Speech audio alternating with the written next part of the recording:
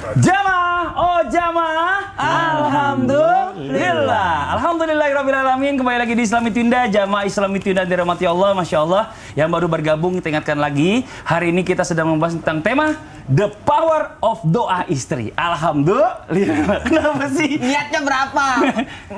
Saya transfer. Niatnya berapa? Udah ntar aja kita bahasnya. Kita bahas ini Katanya dulu. mau kasih uang saya, tapi hilang. Ntar ya. Kita lanjut lagi. Nah sekarang kita lanjut lagi nih buat Ustadz Syam. Mohon izin Ustadz Syam. Ini kita bicara masalah tentang istri. Gak semua doa istri kan baik ya. Ada juga mungkin yang saking kesal sama suaminya. Ini buat jamaah di rumah nih, mungkin kita belajar sama-sama ya.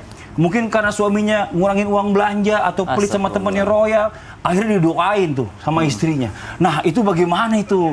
Ya boleh nggak kayak gitu? Bener nggak kalau kayak gitu tuh? Atau itu bisa jadi penghambat rezeki suami? Mohon izin penjelasannya. Allahu Akbar. Habib guruku ayahanda Habib Nabi Ustaz Maulana Mas Fadli serta guru-guru kami yang dimuliakan Allah Subhanahu wa taala.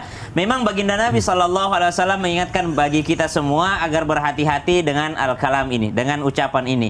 Karena Nabi sallallahu alaihi wasallam mengingatkan bahwa kita tidak pernah tahu bahwasanya pada saat itu ada malaikat yang sedang berada di samping kita atau di sisi kita, sementara kita mengucapkan sesuatu yang tidak baik. Awas ya kalau masih pelit, saya doain loh rezekinya. Belum didoain, baru ngancam, saya doain rezeki kamu seret ya, awas aja kalau kamu pelit. Padahal pada saat itu Nabi SAW mengingatkan jangan sampai pada saat itu ada malaikat yang sedang berada di sisi kita dan malaikat mengaminkan daripada apa yang kita ucapkan. Jadi bukan doa, hanya sekedar ucapan saja itu sudah bisa diaminkan oleh para malaikatnya Allah Subhanahu wa taala. Maka berhati-hatilah atas ucapan, apalagi sampai bersumpah, apalagi sampai berdoa.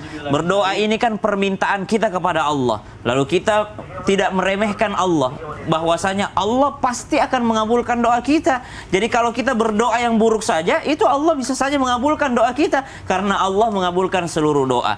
Jadi buruk bagi kita mungkin bisa jadi itu baik bagi Allah Subhanahu wa taala. Maka jangan sampai kita mengucapkan kalimat-kalimat yang tidak kita saring sebelumnya, tidak kita filter sebelumnya, akhirnya berakibat bagi diri kita sendiri. Betapa banyak orang yang menyesal atas doa-doanya kepada orang lain, dia mendoakan keburukan kepada suaminya sendiri, padahal imbasnya juga kepada dirinya sendiri. Jadi kalau pertanyaannya, apakah betul bisa disebabkan karena doa seorang istri yang sakit hati akhirnya membuat pintu rezeki daripada suami ini agak sedikit terhalang? Kalau bicara rezeki kan memang sudah diatur sama Allah Subhanahu wa taala, tapi bisa jadi lebih susah untuk mendapatkannya. Dengan susah payah dia mendapatkannya. Harusnya jalannya mudah, tapi malah susah mendapatkannya disebabkan karena doa daripada istri yang tersakiti tadi. Maka buat jamaah sekalian, yang pertama yang diingatkan suaminya dulu. Suaminya jangan sampai kita para laki-laki tanpa maksud menggurui ataupun mengajari, jangan sampai kita menzalimi daripada pasangan kita sehingga terlontar daripada kalimatnya kalimat sakit hati dan itu didengarkan oleh Allah Subhanahu wa taala.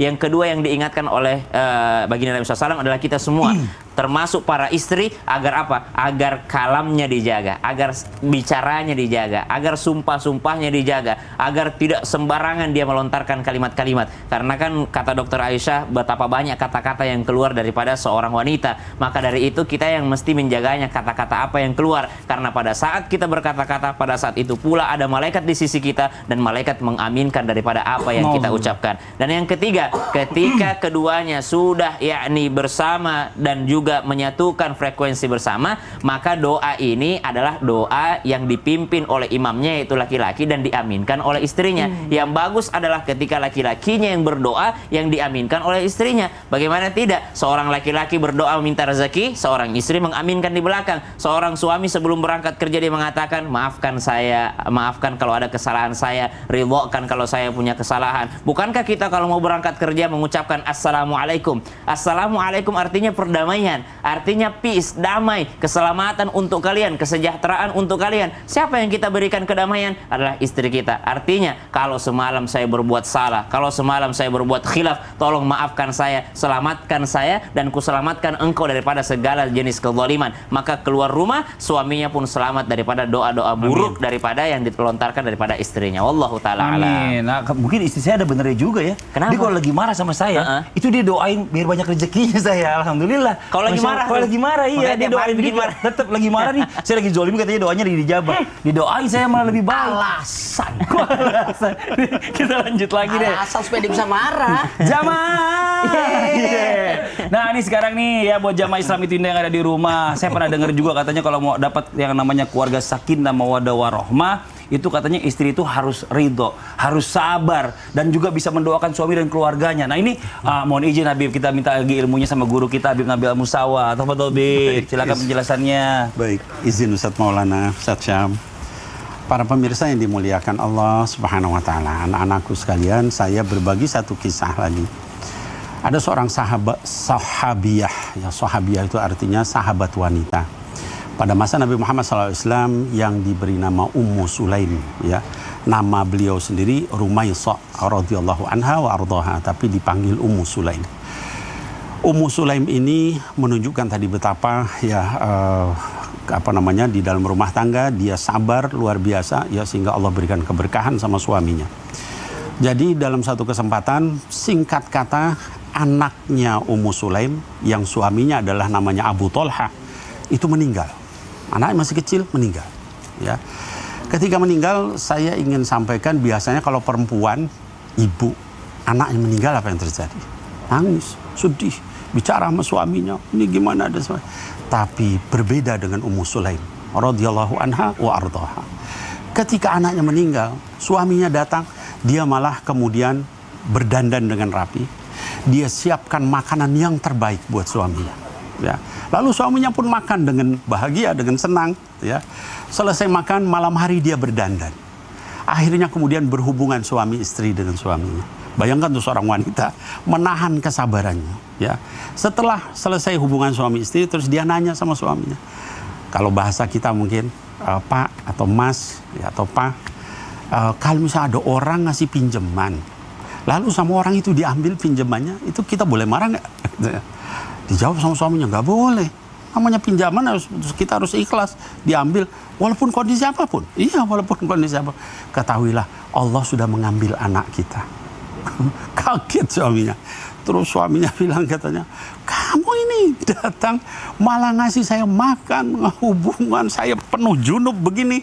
Kamu baru ngasih tahu anak kita meninggal. Terus pergi suaminya, lapor sama Rasul sallallahu alaihi wasallam. Lalu sampai kepada Nabi Muhammad sallallahu alaihi wasallam. Kemudian kata Rasul sallallahu alaihi wasallam, apa kamu berhubungan waktu itu? Iya, berhubungan. Kalau gitu insya Allah nanti dikasih anak yang lebih bagus dari itu. Setelah berapa lama kemudian mengandung dan punya anak, dan anaknya jauh lebih soleh daripada yang pertama. Apa yang bisa kita ambil dari sini? Hadirat al-muslimat rahimakumullah, para wanita, para ibu-ibu, luar biasa kesabaran Ummu Sulaim. Mungkin nggak ada wanita seperti itu zaman sekarang, ya. Tapi setidaknya kita bisa mengambil pelajaran, hendaknya kita bersabar. Tadi Ummu Sulaim itu sampai anaknya sendiri wafat, dia malah berhias buat suaminya, melayani suaminya, bersabar, menghibur suaminya yang malah kelihatan nggak sabar gitu ya. Nah, jadi ini pelajaran buat kita bahwa kesabaran seorang istri itu amat sangat bermanfaat sama suami. Ada satu kisah lain lagi ya, salafus saleh, umat terdahulu yang suami istri tapi kemudian suaminya bermaksiat. Si istri tidak memilih bercerai, tapi dia bilang, ya Allah, saya mau berjihad dengan mendoakan suami saya. Siang malam dia doakan, setiap sholat, setiap ini dia doakan suaminya. Allah subhanahu wa ta'ala tiba-tiba membalikkan hati suaminya itu. Lalu suaminya menjadi seorang ulama yang sangat soleh. Nah, itu dahsyatnya doa seorang istri. Masya Allah, luar biasa tuh, jangan main-main. The power of doa istri. Ya, luar biasa. Nah, sekarang kita coba lanjut lagi nih. Kita coba akan membacakan pertanyaan-pertanyaan masuk dulu nih yang ada di sosial media Islam itu Indah.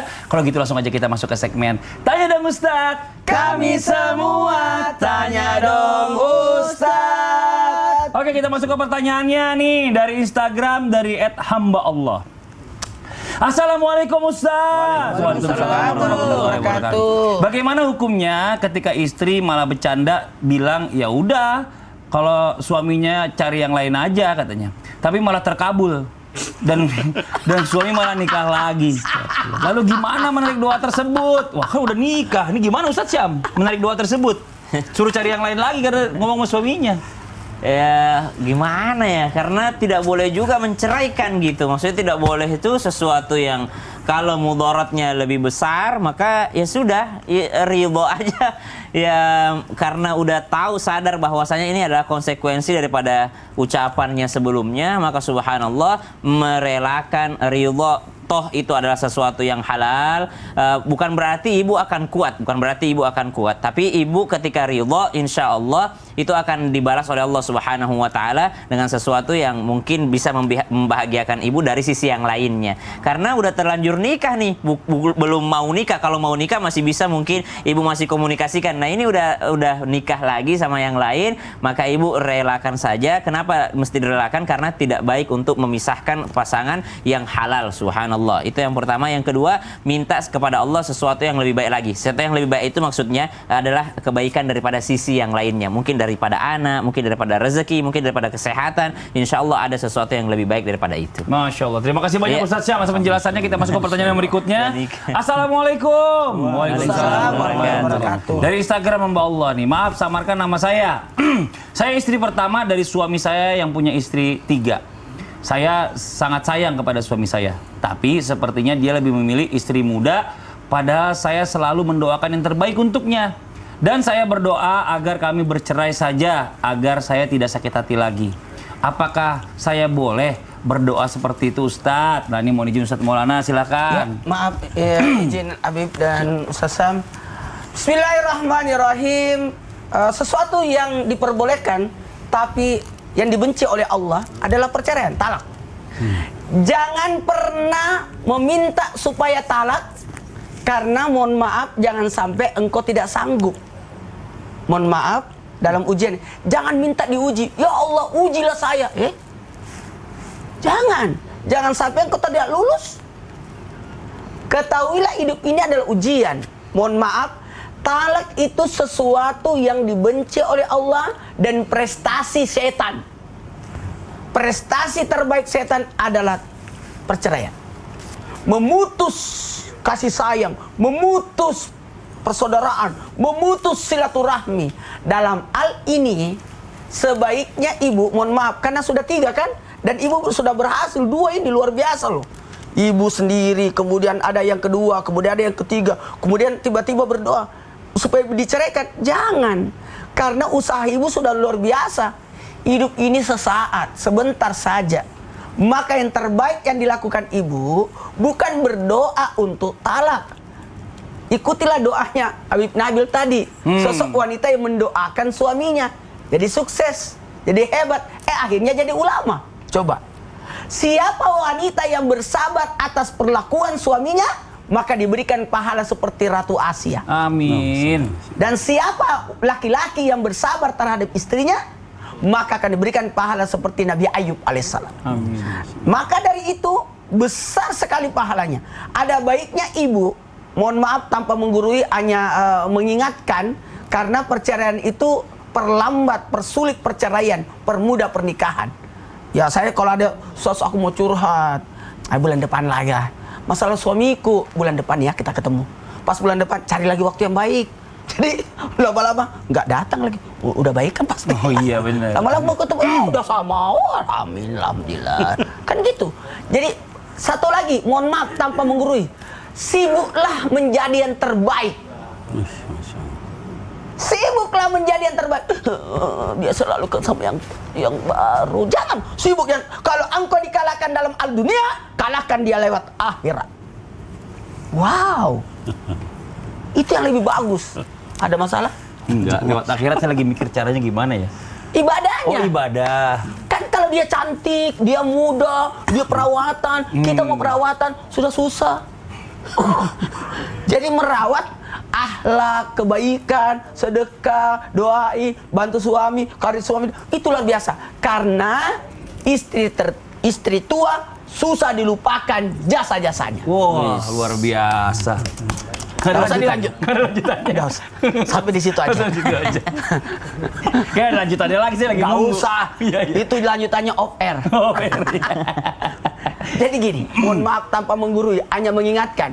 Bagi wanita, sibukkanlah dirimu dengan kebaikan. Saya coba berpikir, kalau orang punya suami beristri 2, 3 dan sebagainya, itu sebenarnya peluang wanita, Untuk menjadi lebih baik. Enggak, mumpung suamiku ada di istri yang satu, akulah pergi sama anak-anak lah, apalah. Kayaknya ada jatahnya kan? Masya Allah. Saya nggak, nauzubillah, saya mudah-mudahan nggak ngalamin itu ya. Nanti Satu aja. mengalami Nauzubillah. di surga. Oh iya, nanti insya Allah. Ya, kalau bisa satu-satu aja deh. Bismillahirrahmanirrahim, repot. Ya, kita lanjut lagi nih, Masya Allah nih buat jamaah Islam itu indah nih ya. Kita pengen tahu juga di zamannya Rasulullah, ya, mungkin ada wanita tuh yang diijabah doanya oleh Allah Subhanahu wa Ada. taala. Mungkin zaman-zaman nabi-nabi terdahulu ya kan Ustaz Syam nih pasti banyak ceritanya nih. Gini. Apa tuh? Bagaimana kalau kita ceritakan dari Ustaz Sam setelah yang satu ini? Oh, karena panjang ya? Panjang. Oh ya Bukan udah. saya ceritain Ustaz Sam. Iya. Ya udah, kalau gitu jamaah yang di rumah jangan kemana-mana ya. Jangan pindah channel, tetap di Islam itu Indah Jamaah. Oh jamaah. Alhamdulillah.